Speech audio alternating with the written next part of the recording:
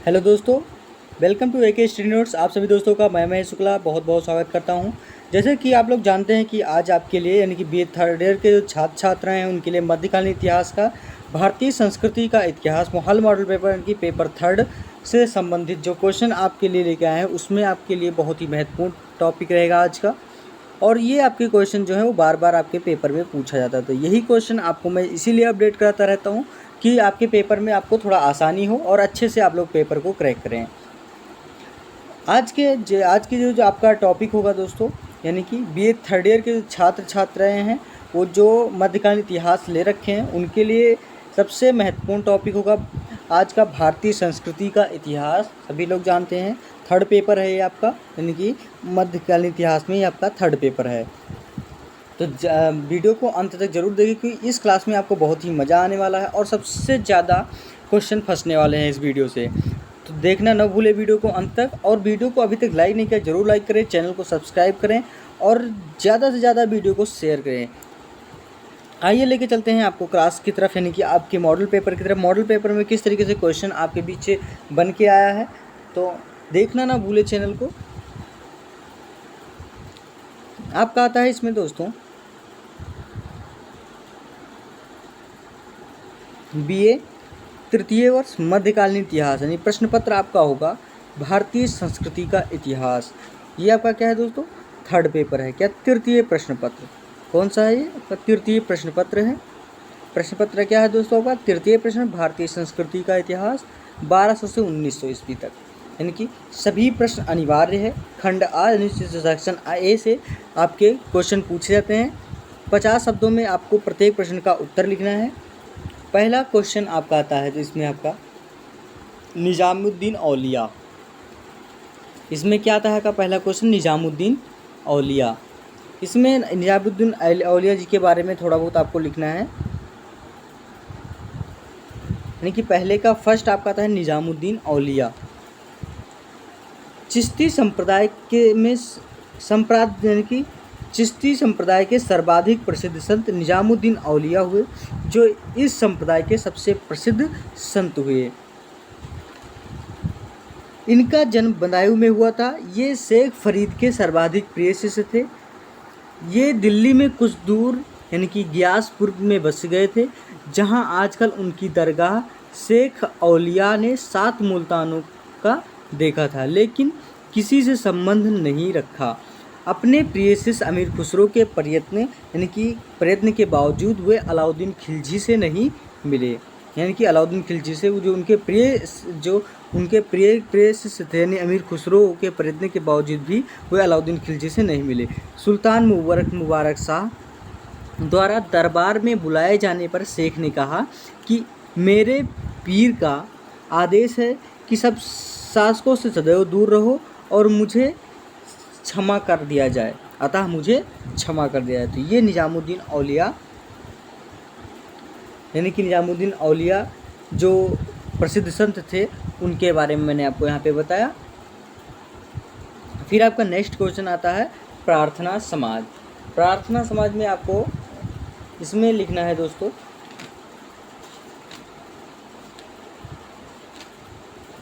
अब प्रार्थना समाज में आपका आता है कि पहले सबसे पहली बात तो प्रार्थना समाज के जो संस्थापक थे वो कौन थे आपका, वो ब्रह्म समाज के अकॉर्डिंग आते हैं, यानी कि केशव चंद्र सेन। कौन थे दोस्तों, केशव चंद्र सेन थे आपके। प्रार्थना समाज के संस्थापक कौन थे, केशव चंद्र सेन। अब आपको यहाँ पे प्रार्थना समाज के बारे में थोड़ा बहुत बताते हैं कैसे लिखना है आपको, कि ब्रह्म समाज का सबसे अधिक प्रभाव महाराष्ट्र में पड़ा, जिसके फलस्वरूप 1800 यानी कि 1867 ईस्वी में 1867 ईस्वी में केशव चंद्र सेन के नेतृत्व में प्रार्थना समाज की स्थापना हुई। इसके प्रमुख सदस्य थे न्यायाधीश महादेव गोविंद रानाडे, सर आर.जे. भंडारकर तथा नारायण चंद्रावरकर थे। इनके 5 सदस्य यानी कि 5 उद्देश्य थे। कौन कौन से, अछूतोकार का प्रोत्साहन, जाति प्रथा का बहिष्कार, स्त्री शिक्षा को प्रोत्साहन तथा बाल विवाह का विरोध। तो ये प्रार्थना समाज के अंतर्गत आपका आता है। फिर आपका आता है दोस्तों रैयतवाड़ी व्यवस्था।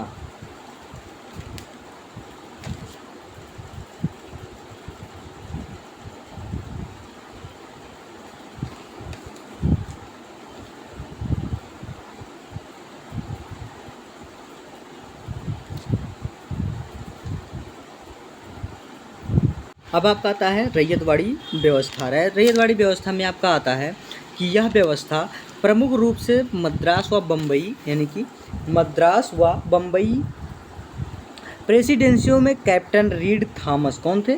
कैप्टन रीड थॉमस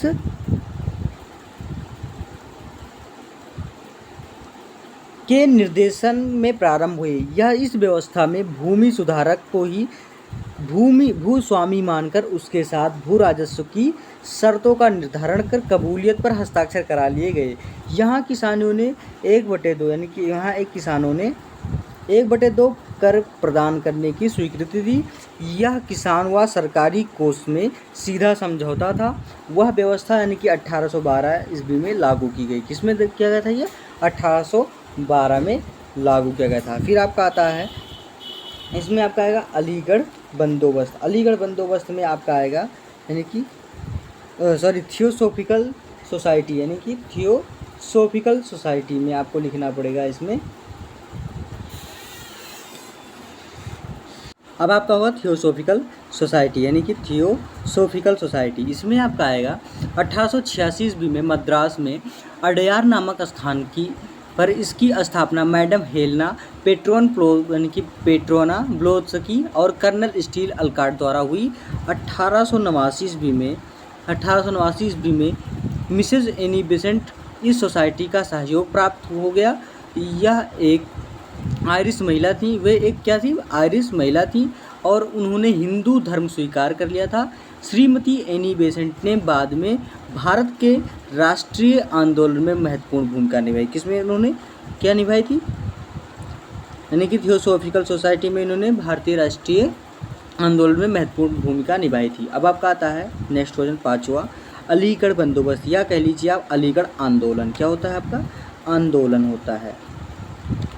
इसमें आपका होगा अलीगढ़ आंदोलन को सूत्रधार का, यानी कि अलीगढ़ आंदोलन को सूत्रधार सर सैयद अहमद खां थे। भारतीय मुसलमानों के उन्नयन के लिए उन्होंने भारत में पाश्चात्य सभ्यता, यानी कि किसमें आपका होगा? पाश्चात्य सभ्यता, संस्कृति तथा शिक्षा के प्रयोग को अपने जीवन का लक्ष्य बनाया। मुसलमानों के शिक्षा संबंधी पुरातन रूढ़िवादी दृष्टिकोण को नवीन दिशा देकर एक सुसंगठित राजनीति शक्ति के रूप में पुनर्जीवित किया। उनका प्रमुख उद्देश्य भारतीय मुसलमानों अंग्रेजों के प्रति निष्ठावान बनाना था। तो उसके बाद में ये तो थे आपके, यानी कि अलीगढ़ बंदोबस्त में इनमें आपका जो मेन होता है, यानी कि सर सैयद अहमद खां जी के अनुसार जो आपको ये बताया गया, इसमें आपका ये रहा। अब उसके बाद में आपका नेक्स्ट क्वेश्चन आता है लाल किला। क्या आता है दोस्तों आपका? अब आपका आता है इसमें यानी कि लाल किला। लाल किला में आपको क्या लिखना है कि यह दिल्ली में यमुना नदी के किनारे स्थित है। कहाँ पे? यह दिल्ली में यमुना नदी के किनारे स्थित है। 1639 ईस्वी में, यानी कि 1639 ईस्वी में इस किले का निर्माण आरंभ हुआ। इसमें रंग महल, दीवाने आम, दीवाने खास और तख्ते ताउस, जिसमें 1 करोड़ रुपए का हीरा लगा था, यानी कि इसमें लगा था और अभी स्थित भी है। तो ये लाल किला हो गया। फिर आपका खम्स हो गया, यानी कि खम्स में लिखना है इसमें आपको खम्स जी कौन है, इसके बारे में आपको हम यहाँ पे बताएंगे। खम्स एक प्रकार का युद्ध, यानी कि खम्स क्या है? खम्स एक प्रकार का युद्ध की लूट का सरकारी भाग था। क्या था? लूट का सरकारी भाग था। यह लूट का 1/5 भाग यानी कि राजकोष में जमा होता था तथा शेष यानी कि 4/5 भाग सैनिकों में विभाजित कर दिया जाता था। परंतु अलाउद्दीन ने इस व्यवस्था को बिल्कुल ही उलट दिया। वह 4/5 भाग सरकारी खजाने में जमा कराने लगा तथा 1/5 भाग सैनिकों को देने लगा। कुछ सैनिकों ने इसका विरोध भी किया, परंतु अलाउद्दीन खिलजी ने अपना निर्णय नहीं बदला। तो ये था खम्स, यानी कि खम्स क्या था? यही हमारा खम्स, यानी कि जो सैनिक राजकोष में जाता था वो अपने सरकारी राजकोष में आने लगा, जो सरकारी राजकोष में था वो किस में आना? सैनिक में। तो यही आपका खम्स हो गया। अब आपका नेक्स्ट, अब आपका आता है अमीर खुसरो, यानी अमीर खुसरो जी के बारे में यहाँ पे आपको लिखना है। अमीर खुसरो में लिखना है कि अमीर खुसरो का जन्म हिजरी संवत यानी कि 651 में, अर्थात यानी कि 1200 तिरपन, किसमें 1253 ईस्वी में उत्तर प्रदेश के एटा जिले में स्थित पटियाली नामक ग्राम में हुआ था। अमीर खुसरो के पिता शम्स यानी कि सैफे शमसी दिल्ली के दास वंश के सुल्तान यानी कि शमसुद्दीन इल्तुतमिश के शासक काल में एक उच्च पद पर कार्यरत थे। इनकी माता सुल्तान बलबन के मंत्री यानी कि इमादुल मुल्क की पुत्री थी। अपने पिता की विद्वता, वीरता, साहित्यिक यानी कि प्रतिभा और माता के गले की मिठास यानी अमीर खुसरो के रक्त में मिश्रित थी। इन्होंने फारसी के सभी शायरों, कवियों और शायरी यानी कविताओं का प्रमुख रूप से अध्ययन किया। इसके द्वारा यानी कि इनके द्वारा फारसी, तुर्की तथा हिंदी भाषा का भी अत्यधिक परिश्रम पूर्वक अध्ययन किया गया था, जिसमें परिणाम स्वरूप इन्हें इन भाषाओं का पर्याप्त ज्ञान हो गया और इनकी मृत्यु जो हुई वो 1325 ईस्वी में हुआ। फिर आपका नेक्स्ट क्वेश्चन आता है दोस्तों सती प्रथा। सती प्रथा में क्या है आपका 9वां क्वेश्चन है आपका सती प्रथा। सती प्रथा में कि भारतीय समाज में व्याप्त कुरीतियों में सर्वप्रथम सती प्रथा को दूर करने का प्रयास किया गया था। किसमें, यानी कि भारत में जो भारतीय समाज की जो व्याप्त कुरीतियाँ थी यानी कि बुराइयाँ थी, यानी कि उसमें सती प्रथा को दूर करने का प्रयास सर्वप्रथम यहाँ पे प्रयास है। हिंदुओं में पति की मृत्यु हो जाने पर उसकी चिता के साथ उसकी पत्नी को बलपूर्वक जला दिया जाता था, यानी कि राजा राम मोहन राय ने इसका विरोध किया और उन्हीं के प्रोत्साहन में लॉर्ड विलियम बेंटिक यानी कि लॉर्ड विलियम बेंटिक ने 1829 ईस्वी में, किसमें 1829 ईस्वी में एक कानून बनाकर सती प्रथा को अवैध घोषित कर दिया। क्या 1827 में इसे अवैध घोषित कर दिया है। किसने किया था, राजा राम मोहन राय ने। फिर आपका नेक्स्ट क्वेश्चन 10वां आता है दोस्तों सती प्रथा। सती प्रथा में आपको लिखना है ख्वाजा मोइनुद्दीन चिश्ती। सती प्रथा मैंने आपको बताया। फिर आपका आता है 10वां क्वेश्चन ख्वाजा मोइनुद्दीन चिश्ती के बारे में। मोइनुद्दीन चिश्ती का जन्म 1142 ईस्वी में, किसमें 1142 ईस्वी में सीस्तान के चिश्ती नामक स्थान पर हुआ था। वह सन 1192 ईस्वी में मोहम्मद गौरी के साथ भारत आए। इन्हें हिंदू तथा मुसलमान दोनों ही मानते थे।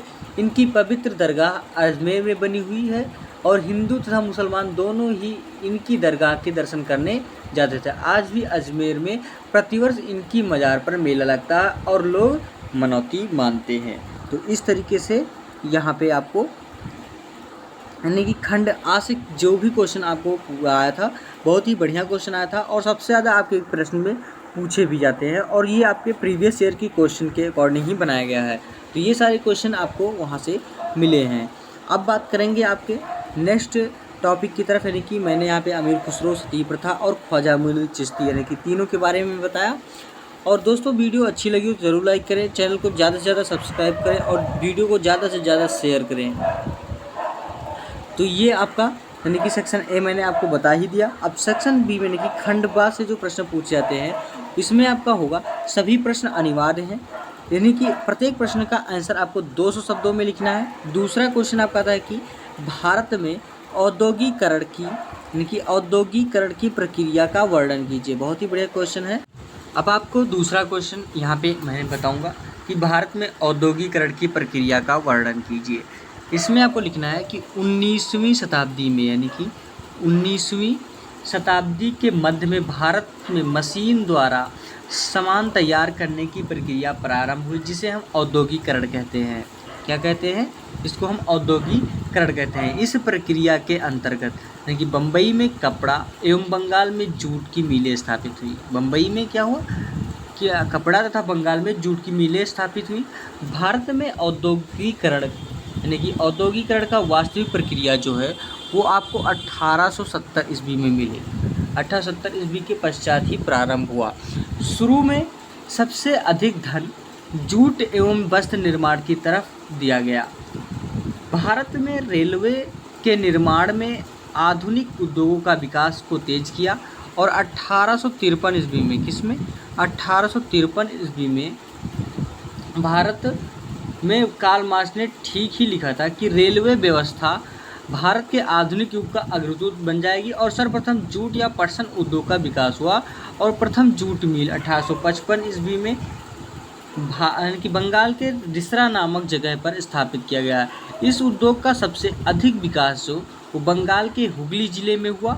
दूसरा महत्वपूर्ण विकसित होने वाला उद्योग वस्त्र उद्योग था, लेकिन पहली कपड़ा मिल जो है वो 1853 ईस्वी में काबस जीनाना भाई के प्रयासों से बम्बई में खुली। इस उद्योग के प्रमुख केंद्र जो हैं वो बम्बई, अहमदाबाद और कानपुर थे। पटसन एवं वस्त्र उद्योग के अतिरिक्त 19वीं-20वीं शताब्दी में अन्य उद्योगों का विकास हुआ। इनमें प्रमुख वो है कोयला उद्योग, चमड़ा, ऊनी वस्त्र, कागज, चीनी, लोहा, इस्पात, आभ्रक, सोरा, सीमेंट, दिया सलाई, शीशा और आदि उद्योगों का विकास हुआ। इन उद्योगों में भारतीय पूंजी एवं उद्योगपति भी शामिल हुए थे, परंतु कुछ उद्योग ऐसे भी थे जिन पर केवल यूरोपीय का ही एकाधिकार था। ऐसे उद्योग में नील, चाय और कॉफ़ी के बागान थे।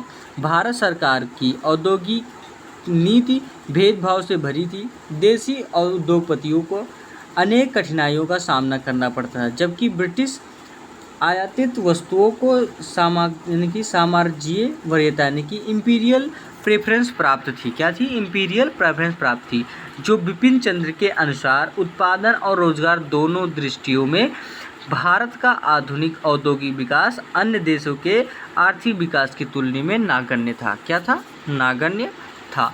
फिर तीसरा आपका आता है यानी कि अकबर की भू राजस्व व्यवस्था पर टिप्पणी कीजिए। तीसरा क्वेश्चन आपका आता है कि अकबर की भू राजस्व व्यवस्था पर टिप्पणी लिखिए। इसमें आपका आएगा, प्रारंभ में अकबर ने शेरशाह की भूमि व्यवस्था के अनुसार भूमिकर वसूल किया, फिर उसने सुधार तथा नवीन प्रयोग किए। 1852 ईस्वी में यानी कि किसमें? 1852 ईस्वी में टोडरमल दीवाने अशरफ नियुक्त किए गए। उन्होंने अपने अनुभवों के आधार पर भूमि व्यवस्था की ओर ध्यान दिया गया। उनके सम्मुख भू राजस्व की अनेक समस्याएं थीं। तो पहला तो आपका आता है इसमें कि भूमि की पैमाइश। दूसरा आपका आता है इसमें भूमि का वर्गीकरण। तीसरा प्रत्येक बीघे का औसत उपज ज्ञान प्राप्त करना। फिर चौथा आपका था बीघे की उपज में राज्य के भाग को निश्चित करना तथा लगान का दर निश्चित करना। उन्होंने भूमि की नाप रस्सी के स्थान पर बांसों के जरीब से कराई, जो जंगली चरागाहों का अलग रिकॉर्ड रखा गया। भूमि का वर्गीकरण यानी कि भूमि का वर्गीकरण 4 भागों में। पहला तो आपका आता है, पहला आपका आएगा पोपज यानी कि पोलज, दूसरा परौती, तीसरा चाचर और चौथा आपका आएगा बांगर। चौथा क्या आएगा आपका? बांगर। इसमें आपका हो जाएगा अकबर का सबसे महत्वपूर्ण सुधार जो है वो दहसाला अर्थात 10 वर्ष की दर पर आधारित प्रबंध था। दहसाला का तात्पर्य यह था कि 10 वर्ष की उपज का औसत निकालकर भूमि कर निश्चित किया गया था। इस व्यवस्था से किसान तथा सरकार दोनों को ही लाभ हुआ। भूमि कर की व्यवस्थाओं में गल्ला यानी बख्शी सरकार का कुछ भाग, नस्क यानी कि भूस्वामी तथा सरकार के मध्य समझौता तथा जाप्ती लगान का निश्चय फसल के आधार पर प्रमुख थी। भूमि कर की वसूली आमिल के सुपुर्द कर दी गई। फिर चौथा आपका आता है, इसमें चौथा आपका आएगा कि भक्ति आंदोलन से आप क्या समझते हैं। बहुत ही बढ़िया क्वेश्चन है इसमें आपका।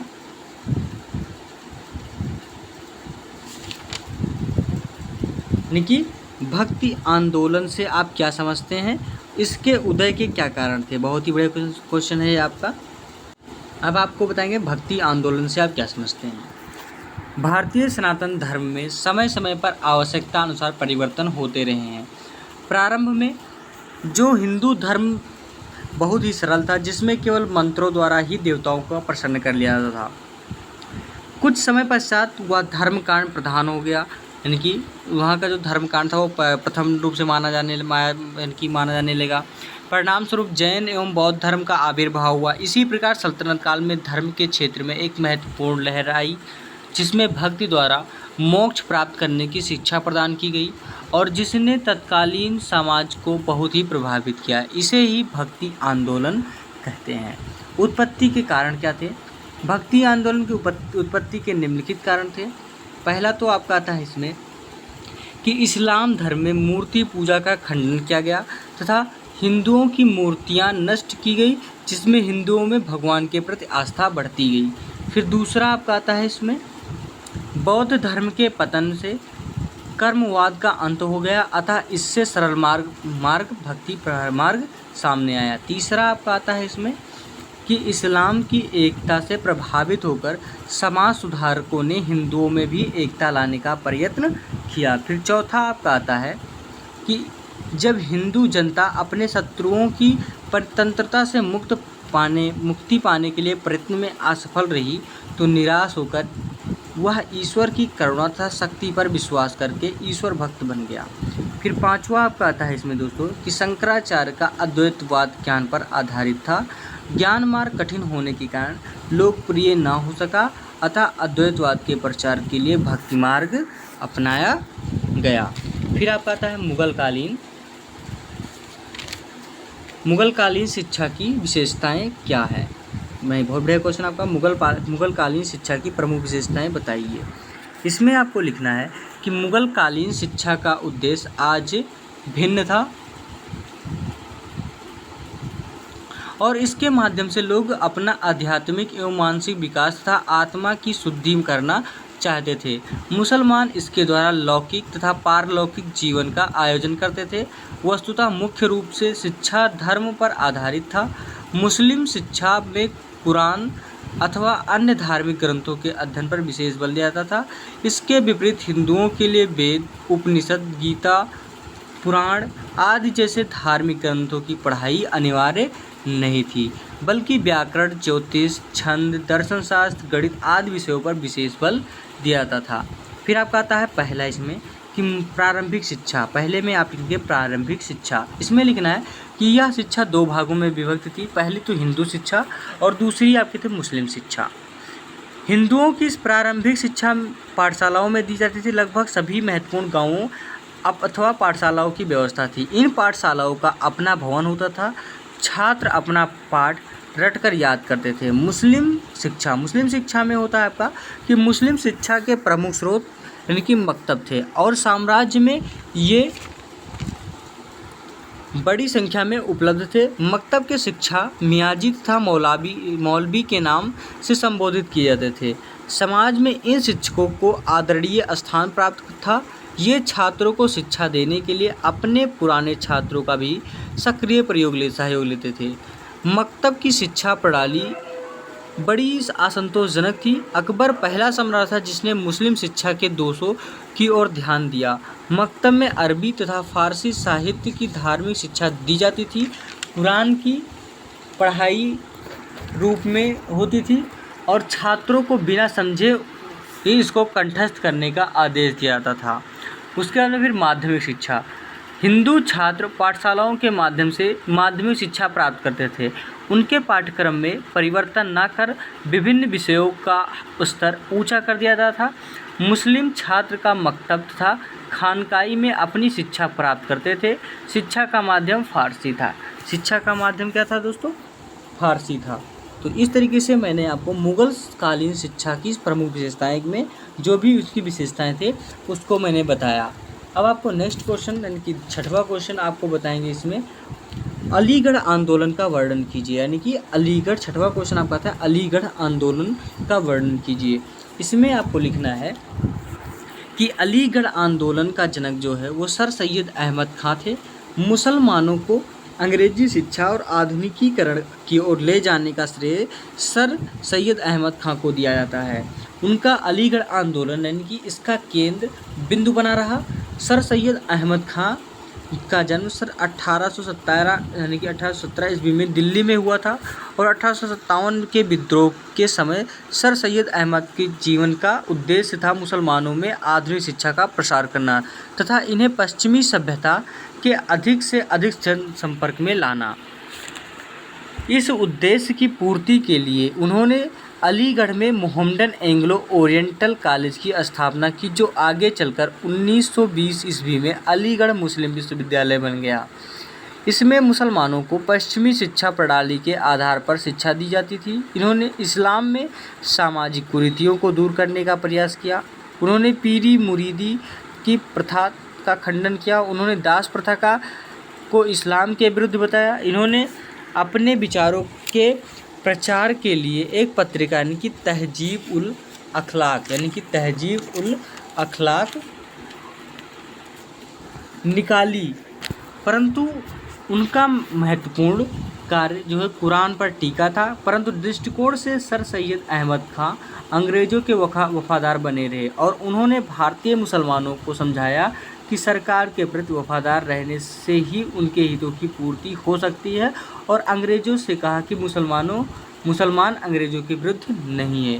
तो ये आपका अलीगढ़ आंदोलन का वर्णन था। अब आपका आता है खंडसानी की खंडपा के सारे क्वेश्चन मैंने आपको बताया 2, 3, 4, 5 और 6।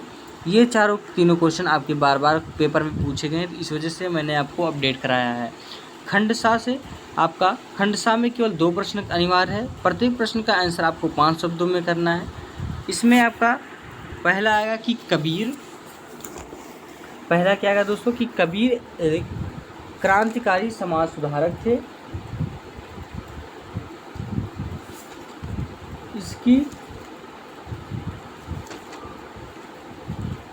इसकी समीक्षा कीजिए, यानी कि इसमें आपको लिखना है कि कबीर का स्थान जो है वो समाज सुधारक संतों में प्रमुख हैं। इनकी उत्पत्ति संबंध में अनेक किंवदंतियाँ प्रचलित हैं। कबीर का जन्म 1440 ईस्वी में हुआ था। कहा जाता है कि स्वामी रामानंद ने अपने एक ब्राह्मण शिष्य की विधवा कन्या को भूल से पुत्रवती होने का वरदान दे दिया था, जिससे उस विधवा ब्राह्मणी के एक पुत्र पैदा हुआ। लोकलाज के भय से यानी कि उसने पुत्र को बनारस के लहरतारा नामक तालाब में फेंक दिया। नीरू नामक जुलाहे की दृष्टि इस नवजात शिशु पर पड़ी और वह अपने घर उठा ले गया। उसकी पत्नी नीमा निसंतान थी, अतएव बच्चे को पाकर दोनों ही बहुत खुश हुए और उसका पुत्रवत पालन पोषण करने लगे। इस बच्चे का नाम कबीर रखा गया। बालक कबीर भगवान की भक्ति में सर्वदा लीन रहता था। वह भगवान के चिंतन मग्न रहते थे। जब कुछ बड़े हुए तो कबीर सद्गुरु की खोज करने लगे। रामानंद की ख्याति दूर दूर तक फैल चुकी थी। कबीर एक दिन गंगा नदी के घाट के सीढ़ियों पर रात में सो रहे थे, तो रामानंद जी जब नहाने गए तो उनका पैर कबीर के ऊपर पड़ा और उनके मुंह से निकला राम राम कहो। कबीर ने इससे ही गुरु मंत्र मान लिया। वह रामानंद को अपना गुरु मानने लगे तथा स्वयं को उनके शिष्य कहने लगे। कबीर भ्रमण यानी करके साधुओं का सत्संग करते थे तथा अपने जुलाहे का भी काम करते थे। उन्होंने राम को अपना उपास्य देव मान लिया, क्योंकि उनके गुरु ने उन्हें राम नाम का ही गुरु मंत्र दिया था। परंतु कबीर का राम का ज्ञान पर आधारित निर्गुण ब्रह्म था। यानी कबीर ने लिखा है कि दशरथ त्यों लोक बखाना, राम नाम का भेद है जाना। यानी कि इस प्रकार दशरथ सुत राम नहीं कि दशरथ सुत सम राम न हो। यानी कबीर रामानंद के शिष्य तथा रामानुजाचार्य के अनुयायी थे। कबीर के शिष्य यानी कबीर पंथी कहे जाते हैं। उन लोगों का कहना है कि कबीर ने प्रसिद्ध सूफी फकीर शेख तकी से शिक्षा ली थी, परंतु वह सत्य से दूर है। कबीर के ही यह शब्द है कि घट घट है अविनाशी, सुनो तकी तुम दास। तो ये आपका आ गया, यानी कि कबीर यानी 7वां क्वेश्चन कबीर के बारे में। अब आपका 8वां क्वेश्चन आता है दोस्तों इसमें कि भारत में लॉर्ड विलियम बेंटिक द्वारा किए गए शिक्षा तथा सामाजिक सुधारों पर परीक्षण कीजिए। तो ये भी आपको थोड़ा बहुत मैंने बताया। फिर 9वां क्वेश्चन आपका सल्तनत कालीन सामाजिक एवं आर्थिक स्थिति का मूल्यांकन कीजिए। 10वां आता है कि मध्यकालीन भारत में नारी की स्थिति पर प्रकाश डालिए। तो ये सारे लॉन्ग आंसर हैं, आपके लॉन्ग आंसर हैं। तो ये सारे क्वेश्चन मैं एक एक करके आपको अपडेट करा दिया हूँ। तो जो नहीं अपडेट है वो ज़रूर अपडेट करा दूँगा। तो इसको आपको वहीं से पढ़ना पड़ेगा क्योंकि इससे सारे क्वेश्चन आपको वहीं से मिलेंगे और आपको थोड़ा समझने में भी आसानी होगा। तो ये सारे क्वेश्चन मैं आपको वहाँ से बताऊँगा। तो दोस्तों वीडियो अच्छी लगी तो ज़रूर लाइक करें और चैनल को अभी तक सब्सक्राइब नहीं किया ज़रूर सब्सक्राइब कर दें।